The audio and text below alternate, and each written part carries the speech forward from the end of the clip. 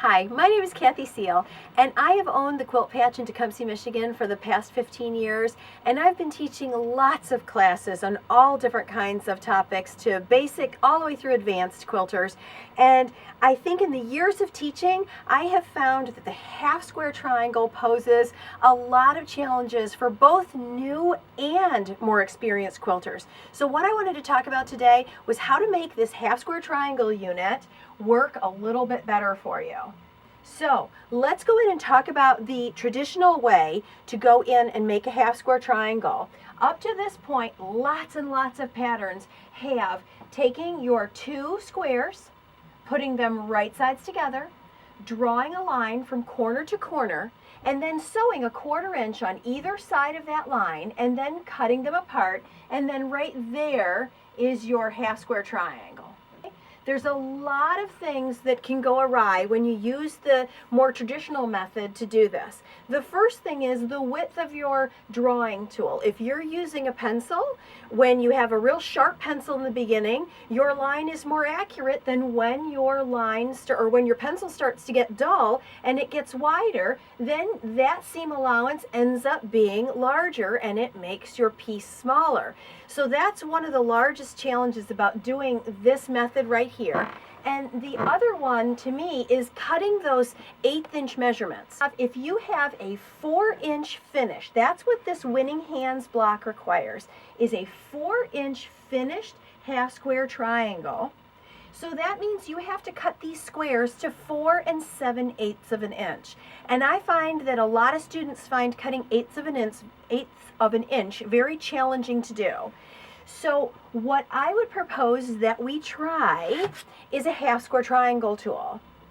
There are all different kinds of brands of half square triangles. There are large ones, there are small half square triangle tools. The one that I like the best is the Creative Grids half square triangle. It has my half square triangle on the top, and then it has a 1/4 square triangle on the bottom of it.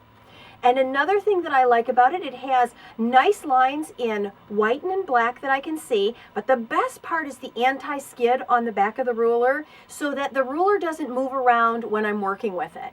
The best part about using any of the half square triangle tools is you get rid of cutting that 7/8 inch measurement. All you need to know is what size does your unit need to finish to. This one right here needs to finish to 4 inches. So I'm going to do regular quilt math and I'm going to cut strips that are 4.5 inches. So I am going to take my 2 strips and I am going to cut them 4.5 inches for a 4-inch finish half square triangle. I'm going to layer them right sides together.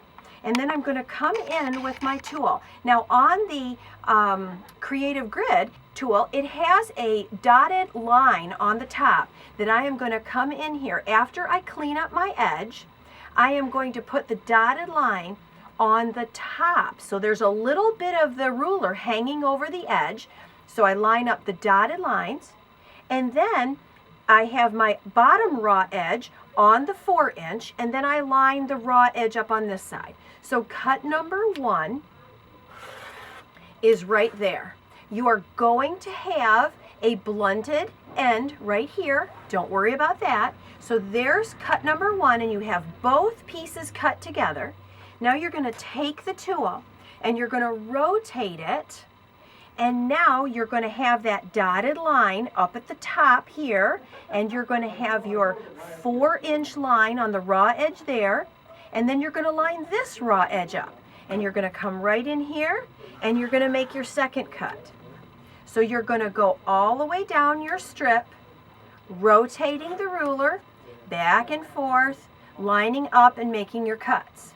Now, once you've taken this to the sewing machine and you stitch down the side, and you're going to notice when you're stitching it that the stitching starts right there at that blunted off end, and you're going to come right down your edge just like that, and this one is stitched. So 4 years ago, I had Kay England come into my shop and teach some classes here on basic piecing skills, and she's probably one of the best piecers that I've ever been exposed to, and she changed a lot of the very basic things that I did as a quilter. And one of the things that she made a change to was that I do not run to the ironing board. Every time I have this unit stitched up, I don't go like I used to and iron it with an iron.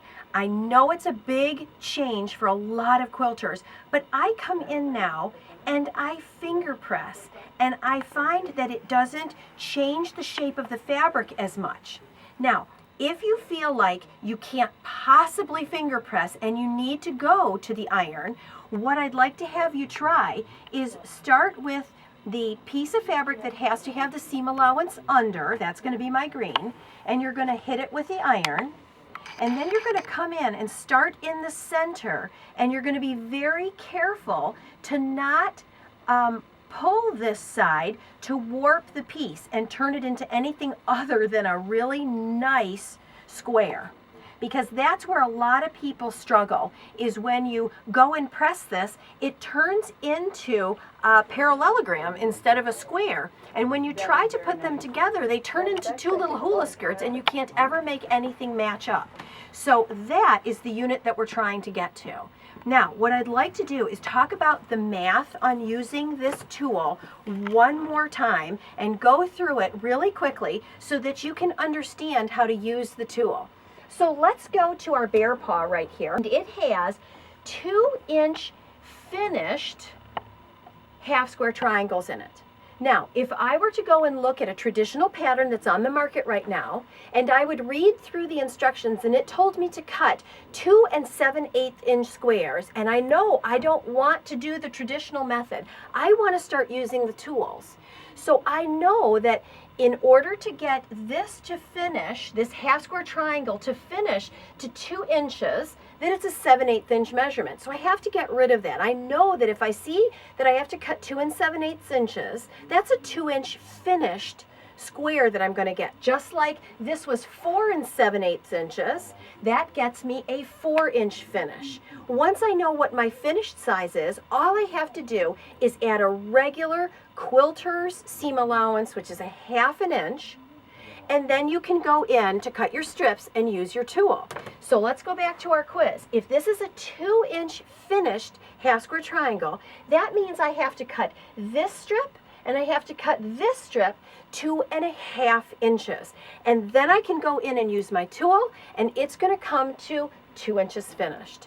So now we've gone in and we know how to use the tool, and we know how to get to the strip size when we're given the pattern instructions for the traditional method, the 7/8 of an inch, and we know how to go in and get our regular math to use the tool, and we know how to use the tool, and we know how to go and cut our pieces for it. What I want to bring to your attention is I came up with a line of patterns that have all the work done for you. So we have a Jacob's ladder, and we also have the bear paw that's pictured up here that you saw in our example before. And all that math is done for you. So the chart is put together where you can do the traditional method, and you can also do the method with the rulers. So hopefully that will make it a little bit easier for you to go in and start working with the tools. It is just a little bit of a commitment to change and practice changing the math of a pattern, but once you get the hang of it, I really think you'll be a lot happier with your end result. So thanks for watching.